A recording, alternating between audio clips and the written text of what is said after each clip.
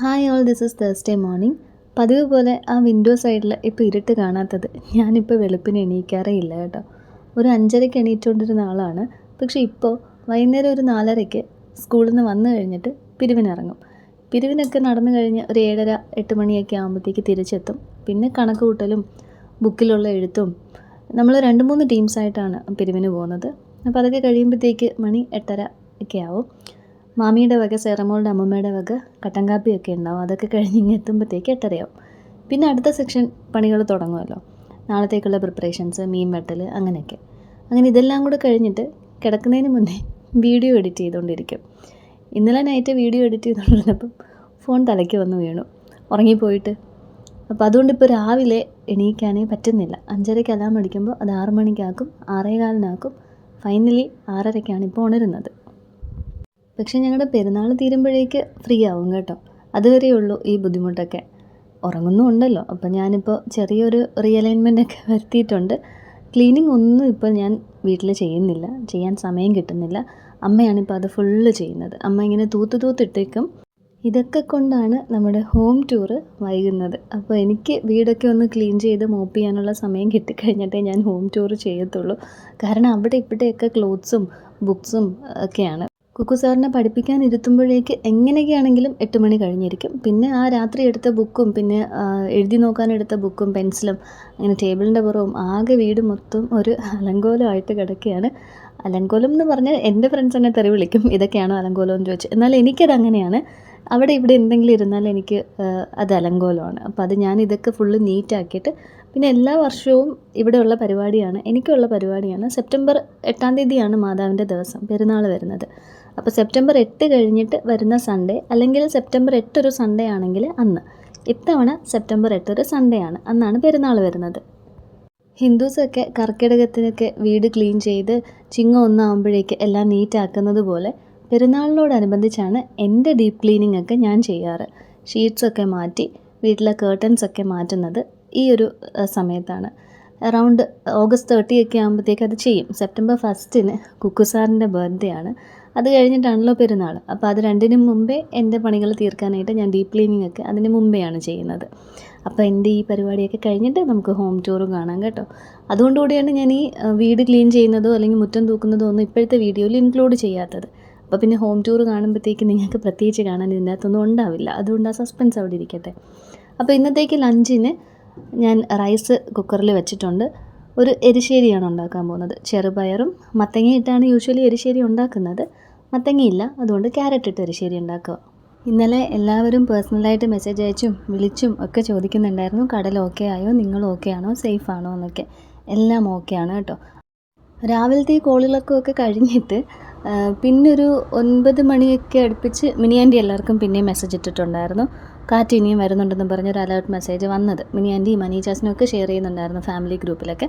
പക്ഷേ ഞാൻ നേരത്തെ പറഞ്ഞതുപോലെ അങ്ങനെ ആരെങ്കിലും പറഞ്ഞു കഴിഞ്ഞാൽ, നമുക്ക് മുന്നറിയിപ്പ് കിട്ടിക്കഴിഞ്ഞാൽ എന്തായാലും കാറ്റടിക്കത്തില്ലല്ലോ.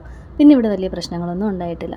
പിന്നെ വള്ളത്തിലൊക്കെ ഉണ്ടായിരുന്ന ആരും മരിച്ചതായിട്ടും കേട്ടില്ല കേട്ടോ. അങ്ങനെയും ഒരു സംഭവം ഇതുവരെ ഇല്ല.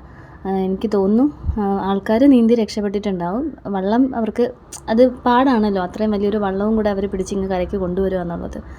അതായിരിക്കണം അങ്ങനെയൊക്കെ സംഭവിച്ചത്. പക്ഷേ until now deaths are not reported anyway. ചെറുപയർ ഞാൻ ഇന്നലെ രാത്രി കുതിർത്താൻ ഇട്ടിട്ടില്ലായിരുന്നു. അതുകൊണ്ട് തന്നെ ചെറുപയർ ഇപ്പോൾ ഒരു 4 വിസിലോളം ഞാൻ എടുക്കുന്നുണ്ട്. 2 വിസിൽ ഹൈ ഫ്ലെയിമിലും 2 വിസിൽ ലോ ഫ്ലെയിമിലും. അതവിടെ ആവുന്ന സമയത്തിന് പുട്ടിനുള്ള മാവ് പുരട്ടാമെന്ന് വെച്ച് നോക്കിയപ്പോൾ അരിപ്പുട്ടിൻ്റെ പൊടി ഇല്ല. കടലക്കറിയായിട്ട് അരിപ്പുട്ട് തിന്നാമെന്നായിരുന്നു വിചാരിച്ചുകൊണ്ടിരുന്നത്. പക്ഷേ നോക്കിയപ്പോൾ പുട്ടുപൊടിയില്ല. പിന്നെ ഗോതമ്പ് പുട്ടിൽ ചെയ്യാമെന്ന് വെച്ചു. അമ്മ തിരികെ കുറച്ച് തേങ്ങ അവിടെ ഇരിപ്പുണ്ടായിരുന്നു. കുറച്ചുകൂടെ തേങ്ങ വേണമെന്ന് ഞാൻ പറഞ്ഞു. ഗോതമ്പ് പുട്ടിന് ഒരുപാട് തേങ്ങ വേണമല്ലോ.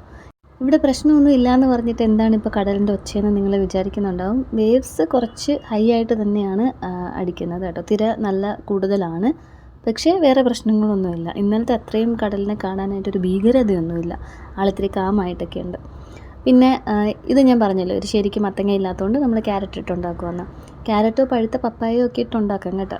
ഒത്തിരി പഴുത്ത പപ്പായ അല്ല, എന്നാലും മത്തൻ്റെ പരുവത്തിന് പഴുത്തിരിക്കുന്ന ഒരു പപ്പായയൊക്കെ ഇട്ട് നമുക്ക് ഉണ്ടാക്കാം.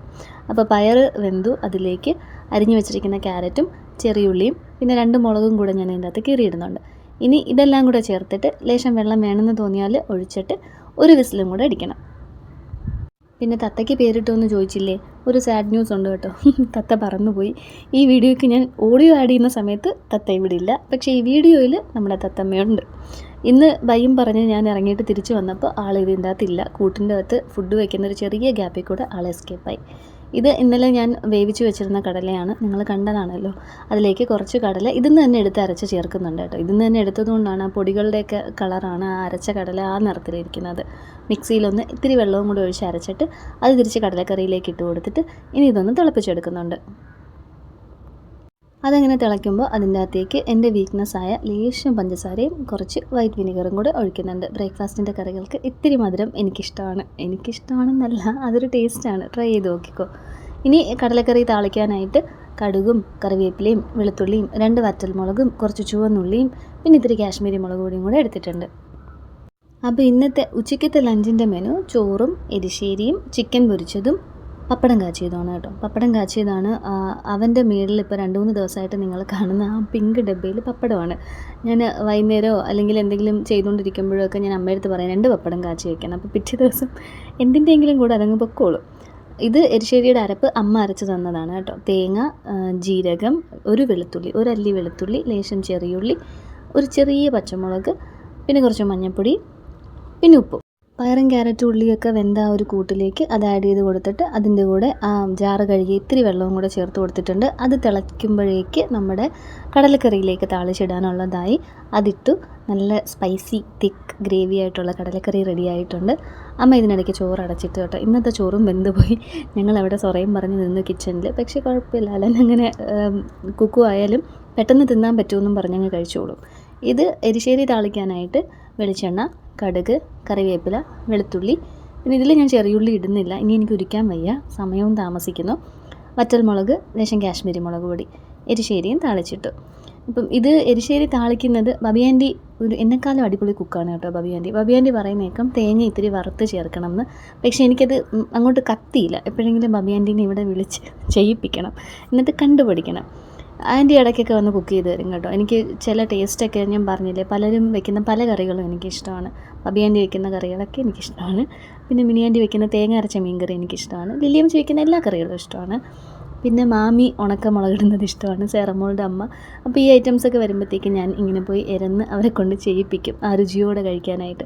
ഇതൊക്കെ ഞാൻ പ്രഗ്നൻ്റ് ആയിരുന്നപ്പോൾ എനിക്ക് ഇവരൊക്കെ ചെയ്തു തന്നതാണ് കേട്ടോ. അതുകൊണ്ടാണ് ആ രുചി ഇങ്ങനെ മനസ്സിൽ കിടക്കുന്നത്. ഞാൻ നേരത്തെ പറഞ്ഞല്ലോ ലേറ്റായെന്ന്, അപ്പോൾ അതുകൊണ്ട് അമ്മ പാത്രം കഴുകുന്നുണ്ട്. അതിനിടയിൽ ഞാൻ പുട്ട് വെച്ചു. ഇനി കുക്കു സാറിനെ വിളിക്കണം. കുക്കു സാറിൻ്റെ എക്സാമിലേക്ക് ഇതുവരെ ഒന്നും പഠിച്ചു തുടങ്ങിയിട്ടില്ല. സെപ്റ്റംബർ 8-ാം തീയതി പെരുന്നാളാണ്, 2-ാം തീയതി അവൻ്റെ എക്സാം തുടങ്ങും. സാധാരണ എക്സാമിന് ഒരു 2 വീക്ക് മുന്നേയൊക്കെ ഞാനൊരു ടൈം ടേബിളൊക്കെ ചാർട്ട് ചെയ്ത് അതൊക്കെ പഠിപ്പിച്ചൊക്കെ തുടങ്ങുന്നതാണ്. ഇതുവരെ ഒന്നും ചെയ്തില്ല. ഇത് ചിക്കൻ പൊരിക്കാനായിട്ട് നമ്മൾ കോമൺ ആയിട്ടാണല്ലോ അന്ന് ചിക്കൻ അരപ്പ് പുരട്ടി വെച്ചത്.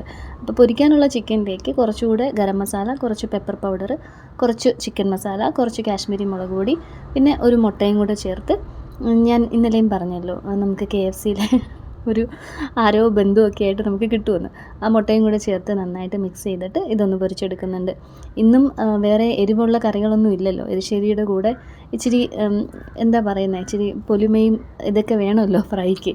അതുകൊണ്ട് ഇന്നും എഗ്ഗൊക്കെ ചേർത്ത് തന്നെയാണ് പൊരിച്ചെടുക്കുന്നത്. അങ്ങനെ നമ്മുടെ ഗോതമ്പ് പുട്ട് റെഡിയായെന്ന് ഞാൻ വിചാരിച്ചു. പക്ഷേ 3 കുറ്റി പുഴുങ്ങി. പക്ഷേ അതിൻ്റെ എല്ലാത്തിൻ്റെയും ടോപ്പ് ഇങ്ങനെ പൊട്ടിപ്പോയി. അങ്ങ് വരെ ആവി ഒരുപാട് നേരം വെക്കാത്തതുകൊണ്ടാണ് അതങ്ങനെ സംഭവിക്കുന്നതെന്നാണ് അമ്മ പറയുന്നത്. എനിക്ക് ക്ഷമയില്ല. ക്ഷമ ആട്ടിൻ സൂപ്പിൻ്റെ ഗുണം ചെയ്യും എന്ന് നിർമ്മല അവിടെ നിന്ന് പറയുന്നുണ്ട്, അമ്മ അപ്പുറത്തുനിന്ന് പറയുന്നുണ്ട്. പക്ഷേ എനിക്കതില്ല, സമയമില്ലാത്തപ്പോൾ അതെനിക്ക് ഒട്ടുമില്ല. അപ്പോൾ മേളിലോട്ട് ഇത്തിരി ആവി കണ്ടു തുടങ്ങിയപ്പോൾ തന്നെ ഞാൻ 3 കുറ്റിയെ എടുത്തു. അതാണ് അങ്ങനെ പൊടിഞ്ഞു പോയത്. ബ്രേക്ക്ഫാസ്റ്റ് അപ്പോൾ പുട്ടും കടലക്കറിയാണ്. 2-3 ചെറിയ പഴം പൊടിയാൻറ്റി തന്നതാണെന്ന് തോന്നുന്നു, അമ്മയുടെ അനിയത്തി തന്നതാണെന്ന് തോന്നുന്നു. 2-3 ചെറിയ പഴം ഇവിടെ 2-3 ദിവസമായിട്ട് ഇരിക്കുന്നു. അതൊക്കെ കൂട്ടി കഴിക്കാനായിരുന്നു ഞാൻ വിചാരിച്ചിരുന്നത്. പക്ഷേ ഞാൻ ചെന്ന് നോക്കിയപ്പോഴത്തേക്ക് നിലു ഡെയിലി ഓരോന്ന് വീതം കഴിച്ച് പഴം ഇനി ആകെ 1 മാത്രമേ ബാക്കിയുള്ളൂ. കുക്കു സാറിന് പഴം വേണം. പുട്ടും പഴവും അവൻ്റെ ജീവനാണ്. പണ്ട് ആലൻ പറയുന്നത് ഞാൻ കേട്ടിട്ടുണ്ട്, 8th സ്റ്റാൻഡേർഡൊക്കെ വരെ ആലൻ പഴം ഇല്ലെങ്കിൽ പുട്ട് തിന്നത്തില്ലായിരുന്നു എന്ന്. കറിയും കൂട്ടി കുക്ക് കഴിക്കും, എന്നാലും പുട്ടും പഴവും എന്ന് പറയുമ്പോഴത്തേക്ക് അവനും ഇഷ്ടമാണ്, നിലുവിനും ഇഷ്ടമാണ്. വലുതായിട്ട് ക്ലീൻ ചെയ്യാനൊന്നും ഇല്ല എങ്കിലും ധൃതിയിൽ ആ താളിക്കാനുള്ള വെളുത്തുള്ളിയും കൊച്ചുള്ളിയൊക്കെ ഉരിച്ചതുകൊണ്ട് അതിൻ്റെയൊക്കെ തൊലി അവിടെ ഉണ്ടായിരുന്നു. അത് ഞാനങ്ങനെ ക്ലീൻ ചെയ്തു. കുക്കു സാറിന് എരിശ്ശേരി ഒഴിച്ച് കുഴച്ച ചോറും ഫ്രൈ ചെയ്ത ചിക്കൻ പീസസ് ആക്കിയതും ഇന്നലെ ഞാൻ ഡിസൈഡ് ചെയ്ത പോലെ തന്നെ നമ്മൾ കാടമുട്ടയിൽ നിന്ന് കോഴിമുട്ടയിലേക്ക് മാറിയിരിക്കുന്നു. ഒരു കോഴിമുട്ട അത് റൈസിലിട്ട് പുഴുങ്ങിയതുകൊണ്ടാണ് കേട്ടോ കളറിനൊരു ഇത്. പിന്നെ ഞാൻ അതിനകത്ത് ഉപ്പും പെപ്പറും ആഡ് ചെയ്തിട്ടുണ്ട്. പിന്നെ കുറച്ച് പപ്പടവും കൂടെ വെച്ചു. സ്നാക്സിനായിട്ട് കുറച്ച് ബിസ്ക്കറ്റ്സും വെച്ചു. ഇന്നലെ പറഞ്ഞ പോലെ തന്നെ സ്നാക്സ് ബോക്സ് ഒളിപ്പിച്ചും വെച്ചിട്ടുണ്ട്. ഇങ്ങനെ ബിസ്ക്കറ്റ്സ് തിന്നുകൊണ്ടിരുന്ന് കഴിഞ്ഞാൽ അവന് ബാക്കി ബിസ്ക്കറ്റ് കുറച്ച് ഹെവി ആണല്ലോ, അത് കഴിച്ച് കഴിയുമ്പോഴത്തേക്ക് പിന്നെ വിശക്കുമില്ല. രാത്രി ആകുമ്പോഴത്തേക്ക് അത് നിങ്ങൾ ദഹിച്ച് മാറുകയും ചെയ്യും. പിന്നെ ഈ ബോഡിയൊക്കെ വെക്കട്ടെ, ഇച്ചിരി പുഷ്ടിപ്പെടട്ടെ എന്ന് കരുതിയിട്ട് ഞാൻ ആ സാധനം എടുത്ത് മാറ്റി വെച്ചു. ഡെയിലി ഒരു 4 to 5 ബിസ്ക്കറ്റ്സൊക്കെ മതി, കൊതിക്കൊക്കെ അത്രയും ധാരാളം. പിന്നെ ലഞ്ചൊക്കെ എടുത്ത് വെച്ചിട്ട് ഞാൻ മേളിൽ പോയിട്ട് അലനോട് പറഞ്ഞു കേട്ടോ, ബിസ്ക്കറ്റ് പാക്കറ്റ് മാത്രമായിട്ട് അതിൽ കിടക്കുന്നു. അപ്പോൾ സാധാരണ ഞാൻ എടുത്തുകൊണ്ടൊക്കെയാണ് താഴെ വരുന്നത്. അത് ഞാൻ അലൻ്റെ അടുത്ത് ഇതെല്ലാം അവതരിപ്പിച്ച ദേഷ്യത്തിലാണ് ആ സ്പീഡിൽ നടന്നു പോയത്. അപ്പോൾ ഞാൻ ചെന്ന് ഈ കാര്യം ഇങ്ങനെ പറഞ്ഞുകൊണ്ടിരിക്കാൻ നേരത്ത് പിന്നെ ബിസ്ക്കറ്റ് എനിക്ക് തിന്നാനല്ലേ എന്നൊക്കെ ഇവൻ കിടന്ന് ചാടിയിട്ട് നീലു സാറും എണീറ്റിട്ടുണ്ട്. എന്നെ നിലുമിനെയും കൊണ്ടുവന്ന് കിടത്തി. ഇത് രണ്ടുപേരും എണീറ്റ് കഴിഞ്ഞാൽ ഉള്ള കാഴ്ചയാണ്. കുറച്ച് നേരം ഇങ്ങനെ അനങ്ങാതിരുന്നോളും. ഈ ഒരു കുറച്ച് നേരം മാത്രമേ ഉള്ളൂ. അനക്കം വെച്ച് കഴിഞ്ഞാൽ പിന്നെ ഇങ്ങനെ ആവാനായിട്ട് ഒത്തിരി പാടാണ്, അല്ലെങ്കിൽ പിന്നെ ഉറക്കം തൂങ്ങണം. ഇവർക്കുള്ള പാലാണ് ഞാൻ ഏറ്റവും ആദ്യം വെക്കുന്നത് ഗ്യാസിൽ.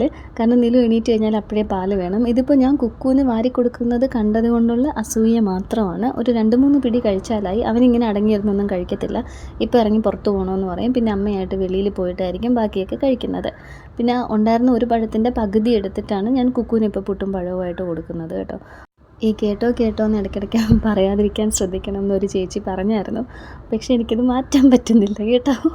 അതെന്താണെന്ന് അതങ്ങ് വന്നു പോന്നു. അപ്പോൾ ഞാൻ കോൺഷ്യസ് ആയിട്ട് 2-3 വീഡിയോസിൽ ഞാൻ അങ്ങനെ ശ്രമിച്ചു, കേട്ടോ എന്ന് പറയരുതെന്ന്. പക്ഷെ അങ്ങനെ ശ്രമിച്ചപ്പോഴത്തേക്ക് എൻ്റെ വോയിസ് ഓവർ എനിക്ക് തന്നെ വളരെ ആർട്ടിഫിഷ്യലായിട്ട് തോന്നുന്നു. ഞാനിതിന് വോയിസ് ഓവർ കൊടുക്കുന്നത് ഈ ഫോൺ എടുത്ത സ്റ്റാൻഡിൽ എൻ്റെ മുന്നിൽ വെച്ചിട്ട് ഞാൻ മുന്നിൽ നിന്ന് നിങ്ങളോട് സംസാരിക്കുന്ന പോലെ ഞാൻ നിന്നിട്ട് ആ കൈ കൊണ്ടൊക്കെ ആംഗ്യമൊക്കെ വെച്ചിട്ടാണ് ഞാനിതിന് വോയിസ് ഓവർ കൊടുക്കുന്നത്. അപ്പോൾ ആ കേട്ടോ എന്ന് ഇടയ്ക്കിടയ്ക്ക് വരരുത് എന്ന് ശ്രദ്ധിക്കുമ്പോൾ വോയിസ് വളരെ ആർട്ടിഫിഷ്യലാവുന്നു. വോയിസ് അല്ല, ഞാൻ ഉപയോഗിക്കുന്ന വാക്കുകൾ വളരെ ആർട്ടിഫിഷ്യലാവുന്നു. അപ്പോൾ അതേ നമ്മുടെ തത്തേനെ കാണേണ്ടവർ കണ്ടോളൂ. നാളത്തെ വീഡിയോ തൊട്ട് ഇതിനെ കാണാൻ പറ്റത്തില്ല, കാരണം വൈകിട്ട് വന്നപ്പോഴത്തേക്ക് ആളിവിടെ ഇല്ല. അങ്ങനെ ഞങ്ങൾ റെഡിയായി. കുക്കുവിൻ്റെ ലഞ്ചൊക്കെ എടുത്തു. ഞാൻ ലഞ്ച് കഴിക്കാൻ ഇപ്പോൾ 2-3 ദിവസമായിട്ട് വീട്ടിൽ വരുന്നില്ല. ഇന്നലെ പിന്നെ ഓഡിയോ ആഡ് ചെയ്യാനാണ് ഞാൻ ഓടി വന്നത്. അവിടെ ക്വസ്റ്റ്യൻ പേപ്പറും പിന്നെ ടൈം ടേബിളൊക്കെ സെൻഡ് ചെയ്യേണ്ട സമയമായി. പിന്നെ ഇനി തിരുവാതിരയും വള്ളംകളിയൊക്കെ പഠിപ്പിക്കാൻ തുടങ്ങണം. അപ്പോൾ നമുക്ക് 3 മണിക്ക് സ്കൂൾ തീരുമല്ലോ. അപ്പോൾ ഓടി വന്ന് വല്ലതും മാറി തിന്നാൽ, മുമ്പൊക്കെയാണെങ്കിൽ അങ്ങനെ ഭക്ഷണം കഴിച്ചിട്ട് കയറി കിടന്ന് ഉറങ്ങുക എന്നുള്ളതായിരുന്നു ലക്ഷ്യം. ഇപ്പോൾ പിന്നെ വൈകിട്ട് വന്ന് ചോറും കഴിച്ചിട്ട് പിരിവിന് പോകാം എന്നുള്ളൊരു രീതിയിലാണ് ഉച്ചയ്ക്ക് വരാത്തത്. ഞങ്ങൾ ഇപ്പോൾ ഇതേ സ്കൂളിൽ നിന്ന് എത്തി. അപ്പോൾ വെളിയിൽ ഉണക്കാനിട്ടിരുന്ന തുണിയൊക്കെ പറക്കിയിട്ട് അമ്മയും നിലവും വന്നിട്ടുണ്ടായിരുന്നു. ഞാൻ ചോറ് കഴിക്കാത്തതുകൊണ്ട് അമ്മ പെട്ടെന്ന് ചോറ് വാരി തന്നു. അല്ലെങ്കിൽ ഇപ്പോൾ പെട്ടെന്ന് 4 മണിക്ക് ആദ്യമേ റെഡിയാവുന്ന ഒരു ബഹളം തുടങ്ങും, 4 മണിയായി പോണ്ടേന്നൊക്കെ പറഞ്ഞിട്ട്. ബബിയാൻ്റി എത്താനും വൈകും. ബബിയാൻ്റിക്ക് ഓഫീസിൽ നിന്ന് ഒരു 4 മണിക്കൊക്കെ പെർമിഷൻ കിട്ടത്തുള്ളൂ ഇറങ്ങാനായിട്ട്. 4:10 ബസ്സിനെ ആൾ കയറത്തുള്ളൂ. അപ്പോൾ അതൊക്കെ കഴിഞ്ഞിട്ട് ഞങ്ങൾ ഇറങ്ങാമെന്ന് കരുതി. അങ്ങനെ ചോറൊക്കെ കഴിച്ച് ചായയൊക്കെ കുടിച്ച് ഞാൻ ഇറങ്ങി. ചോറിൻ്റെ കൂടെ തന്നെ ഞാൻ ചായ കുടിക്കും കേട്ടോ, എനിക്കെല്ലാം തലവേദന വരും ഈ നടക്കുമ്പോഴത്തേക്ക്. പിരിവിനായിട്ട് ഇറങ്ങി. നമ്മുടെ യൂട്യൂബ് വീഡിയോസിലൊക്കെ കമൻ്റ് ഇടുന്ന, യൂട്യൂബിലല്ല ഇൻസ്റ്റാഗ്രാമിലും FBയിലും ഒക്കെ കമൻ്റ് ഇടാറുള്ള ലിറ്റിയുടെ പപ്പയുടെ കടയായിരുന്നു അത്. ലിറ്റി എൻ്റെ കൂടെ പഠിച്ചെന്നാണ് കേട്ടോ. അവിടുത്തെ പിരിവൊക്കെ കഴിഞ്ഞിട്ട് ഏതോ വീട്ടിൽ കിട്ടിയ തിണ്ണയിൽ ഞാൻ കുറച്ചു നേരം ഇരുന്നു, കാലൊക്കെ നീട്ടി വെച്ചിട്ട്. അത് കഴിഞ്ഞ് ബബിയാൻ്റിക്ക് ചെരുപ്പ് മേടിക്കാനായിട്ട് ഞങ്ങൾ കടയിലൊന്ന് കയറി. അവിടെ ഇരുന്ന് 2-3 ചെരുപ്പൊക്കെ ഇട്ട് നോക്കി. പക്ഷേ ഒന്നും എനിക്ക് അങ്ങോട്ട് ഇഷ്ടപ്പെട്ടില്ല. പിന്നെ ഇന്നത്തെ ക്ഷീണം തീർക്കാനായിട്ട് ഓരോ ലൈം ജ്യൂസ് മേടിച്ചിട്ട് ഇനി വീട്ടിലോട്ട് പോകണം. ഇത് ജീമോൻ കമൻ്റ് ഇടുന്ന പോലെ, കിരൺ ടോമി കമൻ്റ് ഇടുന്ന പോലെ സതീഷണൻ്റെ കട തന്നെയാണ്. പക്ഷേ ചേട്ടന് 2-3 ദിവസമായിട്ട് പനിയാണ്, അതുകൊണ്ട് വരുന്നില്ല. ഞാൻ ഇന്ന് ചോദിച്ചു ചേട്ടൻ എവിടെയെന്ന്. അപ്പോൾ ചേച്ചി പറഞ്ഞു പനിയാണ്, അതുകൊണ്ട് വീട്ടിൽ തന്നെയാണ്. ചേച്ചിയും സ്റ്റാഫും കൂടെയാണ് കട ഇപ്പോൾ നോക്കുന്നത്. എൻ്റെ കൂടെ ആ ചിയേഴ്സ് പറഞ്ഞ ഷേർലി ചേച്ചി ഇന്ന് ഉണ്ടാക്കിക്കൊണ്ട് വന്ന മധുരക്കിഴങ്ങും ഉള്ളിമുളകും ഒക്കെ കഴിച്ചിട്ട് ഇനി വീട്ടിലോട്ട്. വീഡിയോ ഇഷ്ടപ്പെട്ടാൽ സബ്സ്ക്രൈബ് ചെയ്ത് സപ്പോർട്ട് ചെയ്യണേ. നാളെ കാണാം.